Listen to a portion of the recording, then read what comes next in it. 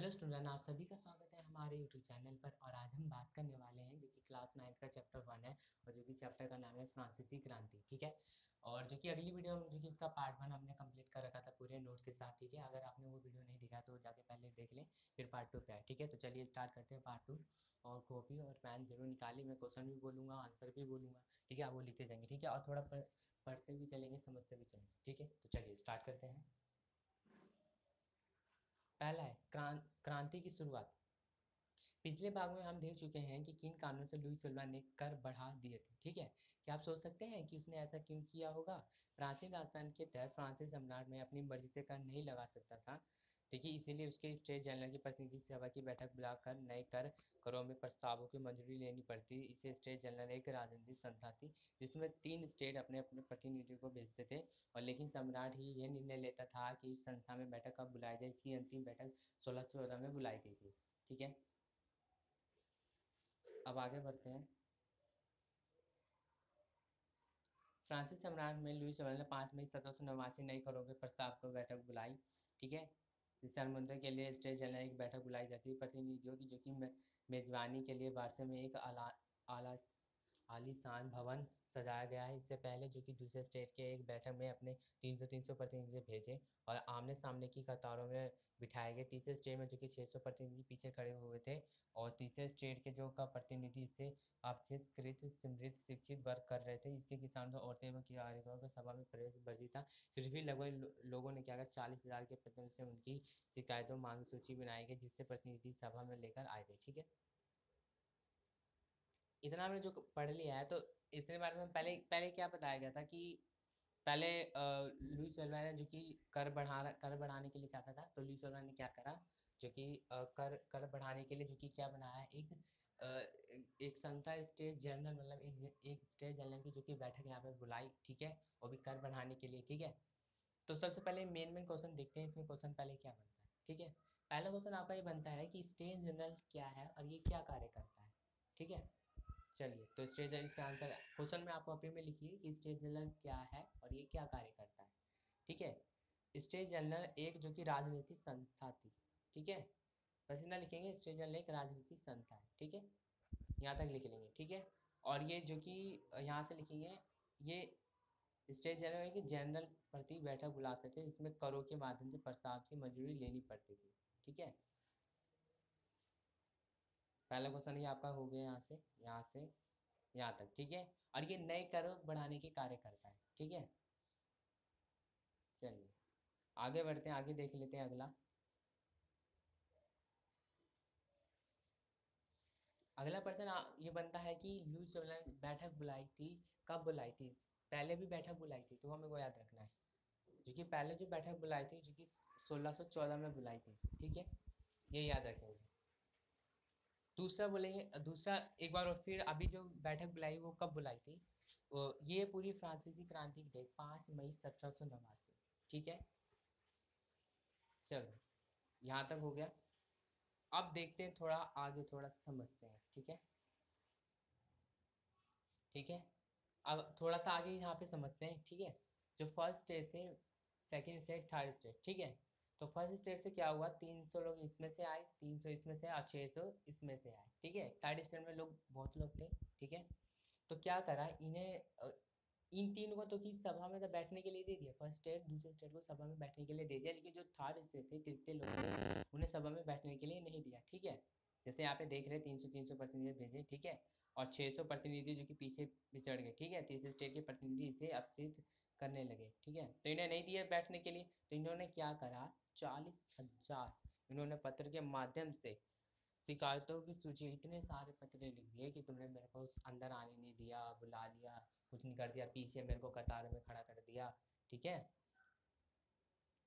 इतने सारे उन्होंने क्या करा, चिट्ठियाँ लिख दी। तो यहाँ से भी एक पर्सन आगे बैठता है कि राजा जो है, कॉपी में लिखे ब्लैक पेन से, कि जो राजा है लुई सल्वा ने तीसरे सेट को बैठक में क्यों पीछे छोड़ दिया। ठीक है, तो आप ये लिखेंगे कि राजा जो कि है, राजा का जो कि निरंकुश शासन है। ठीक है, बस इतना लिखेंगे, राजा का निरंकुश शासन है, बस। ठीक है, आगे बढ़ते हैं। और आगे अगला क्वेश्चन एक और बन सकता है, जब लुई सोलह ने जब तीसरे सेट को बाहर निकाल दिया, तो तीसरे स्टेट ने कितने चिट्ठियाँ लिख दी, तो ये याद रखेंगे 40,000। ठीक है, यहाँ तक तो आपको समझ में आ गया होगा। चलिए आगे बढ़ते हैं। ध्यान रहे नोट्स बनाते चलना है। ठीक है, स्टेट जनरल एक नियमों के अनुसार प्रत्येक वर्ग को एक मत देने का अधिकार था। ठीक है, एक बार फिर लुईस सिल्वा ने इस प्रथा का पालन करने के लिए द्वितीय प्रतिज्ञा, परंतु तीसरे वर्ग के प्रतिनिधियों ने मांग रखी कि अब इसकी बार जो कि पूरी सभा में मतदान करा जाना चाहिए, जिसके प्रत्येक सदस्य को एक एक मत देने का अधिकार हो। ये एक लोकतांत्रिक सिद्धांत था, जिसमें मिसाल के तौर पर जिसे रूसो ने अपनी पुस्तक द सोशल कॉन्ट्रैक्ट पुस्तक किया था। ठीक है, जिसे सम्राट को प्रस्ताव में स्वीकार कर दिया, जिसे जैसे स्टेट के विरोध ने जताते हुए सभा से बाहर चले गए। ठीक है, तीसरे स्टेट के प्रतिनिधियों खुद को संपूर्ण फ्रांसीसी राष्ट्र का प्रताप मानते हुए 20 जून को जो कि प्रतिनिधि वार्सा के इंडोर में टेनिस कोर्ट में जमा हुए, उन्होंने अपने आप को नेशनल असेंबली घोषित कर दिया और शपथ ली कि जब तक सम्राट अपनी शक्तियों को कम नहीं करेगा, संविधान तैयार नहीं किया जाएगा, तब तक उसे नेशनल असेंबली भंग नहीं होगी। उनका नेतृत्व मिराबो और आविसिया ने किया था। मिराबो अजम का कुली परिवार में हुआ था, लेकिन ये वहाँ समानती विशेष समाज वाले खत्म करने वाले जोड़ते सहमत था। उसके एक पत्रिका निकाली और वार्षिक झूठी भीड़ में समझ जोरदार उसने भाषण भी दिया, और आविसिया ने मूलतः पादरी तथा उसे तीसरा स्टेट क्या है। ठीक है, तो यहाँ तक अभी जान लेते हैं इसमें कौन कौन से बनते हैं। अब अब की बार इसमें क्या हुआ, इसमें भी जानेंगे, अभी थोड़ा बता देता हूँ। अब की बार इसमें क्या हुआ कि स्टेट जने को बैठक बुलाई थी, इसमें एक जने को बोला कि हर हर प्रत्येक को एक एक जने का वोट देने का अधिकार है। ठीक है, अब लुईस सोल्वा ने क्या कहा कि इसे प्रतिनिधियों की जो लुईस सोल्वा है, तो तीसरे स्टेट ने कहा कि नहीं, सबको एक एक वोट देने का अधिकार होना चाहिए, तीसरे स्टेट ने कहा। ठीक है, ठीक है, तो तीसरे स्टेट ने यही कहा कि वोट देने का अधिकार होना चाहिए, सबको एक एक मिलना चाहिए। लेकिन क्या करा, उन्होंने इनकी बात नहीं मानी। ठीक है, और तो क्या करा कि तीसरे स्टेट वाले सभा से बाहर चले गए और कहा कि राजा जब अपनी शक्तियों को कम नहीं करेगा, तब तक नेशनल असेंबली भंग नहीं होगी। ठीक है, तो इससे जो कि हमारे इंपॉर्टेंट क्वेश्चन बनता है, रूसो की बुक का क्या नाम है। ठीक है, कॉपी में लिखेंगे कि रूसो का बुक का क्या नाम है। द सोशल कॉन्ट्रैक्ट पुस्तक। ठीक है, ये इंग्लिश में लिखा हुआ है। ठीक है, तो ये लिख लेंगे। और अगला प्रश्न यहाँ से बढ़ता है कि अब, और जो कि तीसरे स्टेट के प्रतिनिधियों ने जब स्वयं नेशनल असेंबली घोषित करा था, तो ये सबसे पहले कहाँ इकट्ठे हुए थे। तो ये लिखेंगे 20 जून को, जो कि प्रतिनिधि वार्से के इंडोर के टेनिस कोर्ट में जमा हुए थे। ठीक है, तो इसका यहाँ से प्रश्न बन सकता है कि 20 जून को ये कहाँ इकट्ठे हुए थे। तो लिखेंगे कि इंडोर के टेनिस कोर्ट में। ठीक है, ये लिख लेंगे। चलिए आगे बढ़ते हैं। आगे भी अगला पूछा जाएगा आबे सीएम याबे के बारे में। ठीक है, जानते हैं।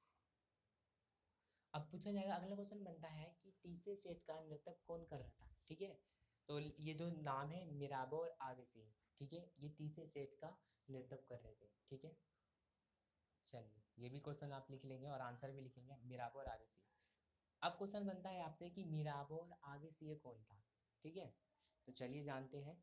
मिराबो और आवेसी, मिराबो और आवेसी जो कि मिराबो का जन्म, मिराबो के बारे में लिखेंगे। ठीक है, सबसे पहले मिराबो का जन्म जो कि कुली परिवार में हुआ था, लेकिन ये बाहर समानती विशेष समाज से खत्म करने वाली जरूरत से सहमत था। ठीक है, उनका एक पत्र निकाला जो बाहर से जुटी भीड़ के समझ जोरदार भाषण भी दिए। ठीक है, ये लिखेंगे। मिराबो और मिराबो के बारे में यहाँ तक लिख लेंगे, यहाँ तक। ठीक है, ये हो गया मिराबो के बारे में पहला। ठीक है, अब आबे के बारे में बात करते हैं। आबे जो कि मूलतः पादरी वर्ग था। ठीक है, याद रखेंगे। उसे तीसरे स्टेट क्या है। ठीक है, इतना तक ये लिखेंगे बस। और ये भी लिखे, पुस्तिका इसे पैम्फलेट में भी लिखी थी। ठीक है, चलिए आगे बढ़ते हैं। अगला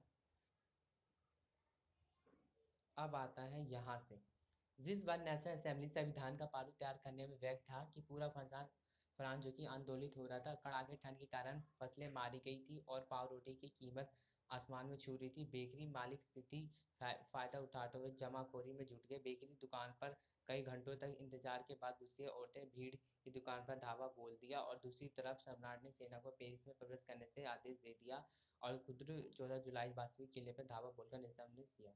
ठीक है,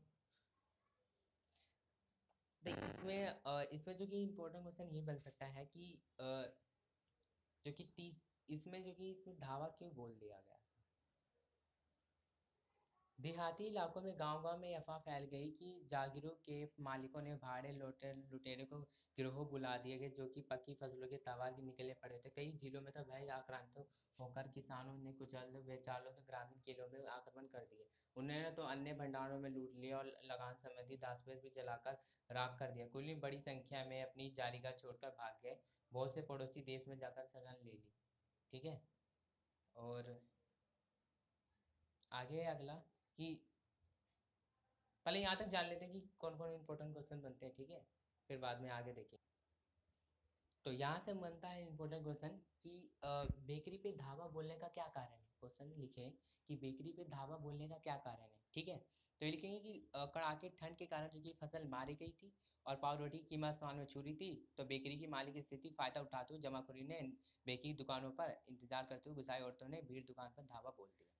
ठीक है, यहाँ से लिख लेंगे, यहाँ से यहाँ तक, ये क्या बोलते हैं, यहाँ तक। ठीक है, इसको हटा देंगे, यहाँ तक लिख लेंगे। ठीक है, चलिए। और एक क्वेश्चन इंपॉर्टेंट और यहाँ से बनता है कि जो कि ये जो बासवे के किला था, तो ये कब धावा बोला था। 14 जुलाई को बासवे किले पर धावा बोल दिया था। ठीक है, बासवे किले में कब धावा बोला गया था, एमसीक्यू में पूछा जाएगा, तो 14 जुलाई को। ठीक है, आगे बढ़ते हैं।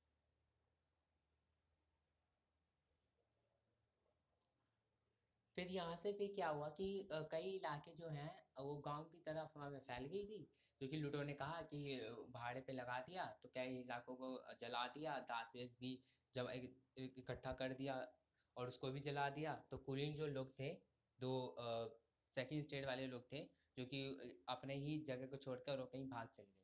ठीक है, अब क्वेश्चन कई बार आपसे ये भी पूछा जाएगा कि कुलीन जो लोग थे वो भाग क्यों गए। ठीक है, जब जब फिर यहाँ से लिखेंगे कि जब जागीरों ने जब लुटेरों के साथ विद्रोह किया, तो फसलों के तबाह के निकल पड़े। कई जिलों में जो कि आक्रांत हुआ, किसानों को दालों को बेचने ग्रामीण इलाकों में आक्रमण कर दिया। क्या हुआ कि जहाँ जो कुलीन लोग रहते थे, जहाँ ग्रामीण इलाकों में मतलब रहते थे, तो वहाँ पे क्या हुआ कि पूरा मतलब जला दिया, दास पे जला दिए, राख कर दिए, वो सब वो पूरा ही जला दिए। चलिए, इसलिए जो कि ये कुलीन परिवार लोग भाग गए। तो फिर अब आता है लुई सोल्वा। लुई सोल्वा जो कि विद्रोह की शक्ति अनुमान करके लुई सोल्वा अंततः नेशनल असेंबली की मान्यता ही उन्हें दे दी। जब ये सारे जो दासवे जला दिए, ये घर जला दिए, आक्रमण कर दिए, ये सारे कर दिए, तो क्या करा लुई सोल्वा ने नेशनल असेंबली दे दी। ठीक है, जो कि उन्होंने कहा कि 4 अगस्त 1789 को रात को असेंबली कर्तव्य से बाहरी सम्मति व्यवस्था उन्मूल आदेश किया। पादरी व लोगों ने भी अपने विशेष अधिकार को छोड़ दिए, विवश कर दिए, धार्मिक समाप्त कर दिए, औरतें वाली भूमि जब्त जब्त कर लिए। इस प्रकार से कम 20 अरब लिब्र संपत्ति हाथ सरकार के हाथ लगी। ठीक है, तो कॉपी में जो लौटन करें कि कि सरकार के पास कितने अरब लिब्रे संपत्ति चली गई। लिखेंगे 20 20 अरब। ठीक है, ये याद रखेंगे। और ये भी याद रखेंगे 4 अगस्त 1789 में नेशनल असेंबली की मान्यता उन्हें दे दी। ठीक है, ये याद रखेंगे, ये भी क्वेश्चन में लिखते चलेंगे।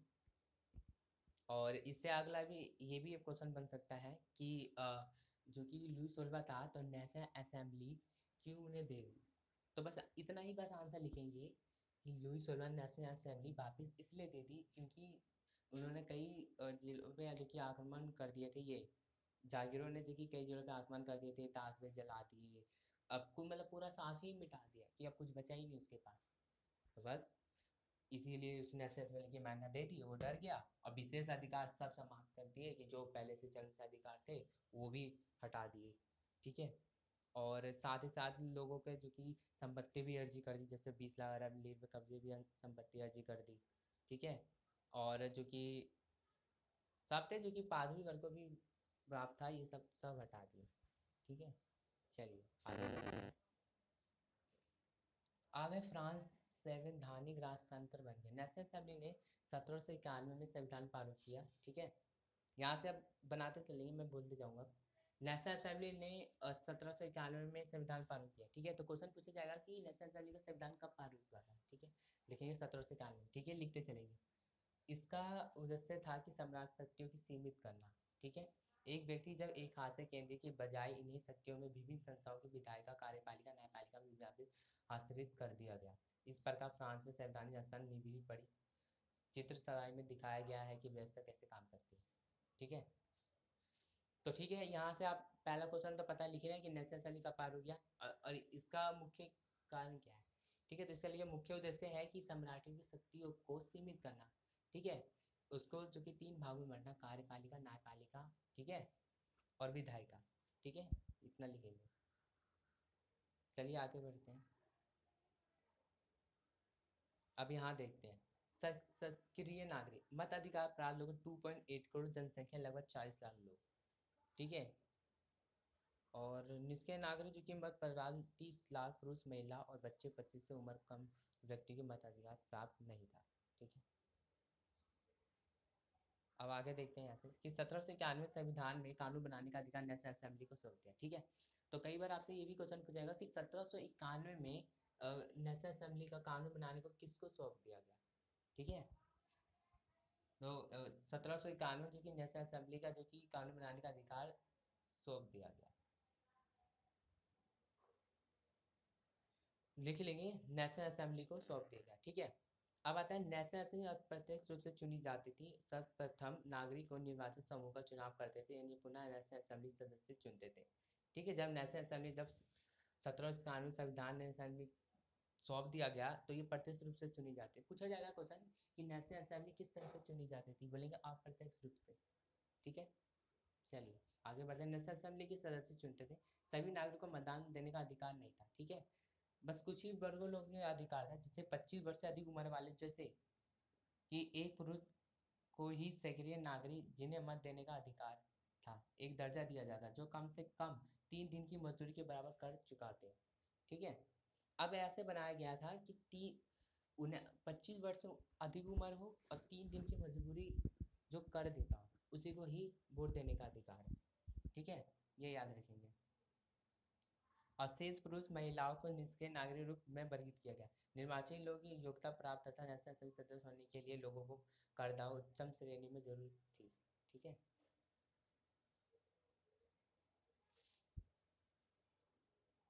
यहाँ से भी देखेंगे, एक मिनट ये भी पढ़ लेते हैं, ठीक है।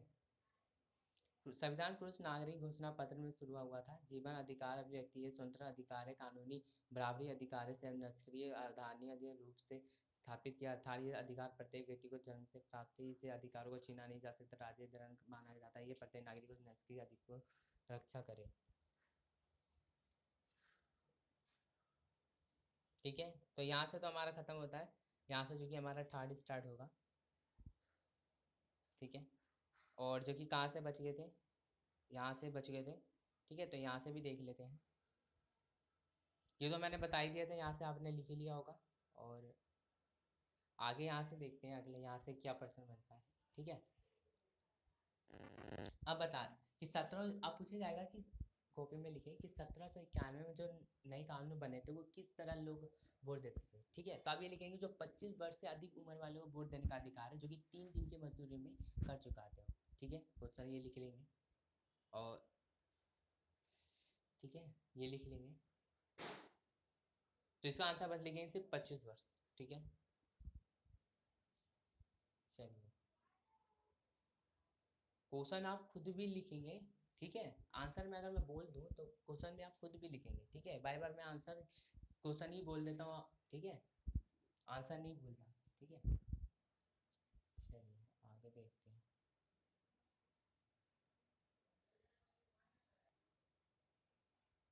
चलिए अभी यहाँ से देखते हैं। अब पूछा जाएगा कि ये जो घोषणा पत्र है, ये घोषणा पत्र में क्या हुआ था, ठीक है। क्वेश्चन लिखेंगे कि घोषणा पत्र में क्या हुआ था, जो मतलब अभी के रंग से मिले हो, जैसे समानता का अधिकार, कानूनी बराबरी का अधिकार, ठीक है। तो ये सभी लिखेंगे। तो यहाँ से लिखेंगे, देखिए यहाँ पे भी दे रखा है अभिव्यक्ति का, ठीक है, अभिव्यक्ति अधिकार, स्वतंत्र का अधिकार, कानूनी बराबरी का अधिकार, निष्क्रिय अधिकार हरदीय रूप से स्थापित कर दिया गया, ठीक है। प्रत्येक व्यक्ति जन्म से ही प्राप्त अधिकारों को छीना नहीं जा सकता, राज्य शब्द मानव प्रत्येक नागरिक को निश्चित अधिकार की रक्षा कर सकते हैं, ठीक है। जिसे जन्म से लोगों का अधिकार है तो उसको छीना नहीं जा सकता। ठीक है, बस यही है। और ये 6-7 नाम भी, ये सब ये 6-7 ये लिख लेंगे। ठीक है, ठीक है। तो कुछ यहाँ भी देख लेंगे, कुछ महत्वपूर्ण तिथियाँ देख लेते हैं। 1774 में लुई 16 जो कि फ्रांस में राजा बना था, सरकारी खजाना खाली हो चुका था और प्राचीन राजतंत्र समाज में असंतोष गहरा जा रहा है। ठीक है, ये भी सब याद रखेंगे एकदम। 1789 में स्टेट जेलना चूंकि आहे तृतीय स्टेट जेलना सैन्य गठन करता है और ये बात से हम आमला देहात किसानों का विद्रोह। 1791 में सम्राट शक्तियों अंकुश लगाने के मनुष्य मूलभूत अधिकार प्रदान करने के लिए संविधान बनाया जाता है। ठीक है, आगे देखते हैं अगला। 1792 1793 फ्रांस गणराज्य बनता है और सीट काट कर राजा के मार दिया जाता है। जैकोबिन गणराज्य अथवा फ्रांस की टेरिटरी शासन। 1804 में नेपोलियन फ्रांस जो कि सम्राट बनता है यूरोप में, जो कि भूभाग कब्जा कर लेता है। अब 1800 में वाटरलू नेपोलियन को हराया था। ठीक है, ये क्वेश्चन लिखेंगे कि नेपोलियन को किस जंग में हराया गया था। ठीक है, वाटरलू में हराया गया था, ये क्वेश्चन लिखेंगे। ठीक है, आई होप गाइस कि आपको ये समझ में आ गया होगा, मैं उम्मीद करता हूँ। ठीक है, अगर कोई भी दिक्कत है, कुछ नहीं समझ में आया होगा तो अगली वीडियो में बता दूंगा। ठीक है, तो प्लीज़ गाइस चैनल को जरूर सब्सक्राइब करें, लाइक करें और शेयर करें। ठीक है, सब्सक्राइब करेंगे तभी तो नोटिफिकेशन आपके पास आएगा, नहीं तो आप ढूंढते ही रह जाओगे कि चैनल है कहाँ। ठीक है, तो प्लीज़ गाइस इस चैनल को जरूर सब्सक्राइब करना और लाइक करना और शेयर करना। ठीक है, सो थैंक यू।